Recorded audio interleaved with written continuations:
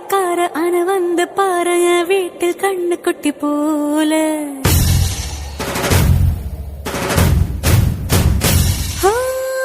பாக்கதா பாரு உள்ளயோ கல்லு போல் உள்ள கொள்ள உள்ள கடவுள பார்த்தது நான் தானே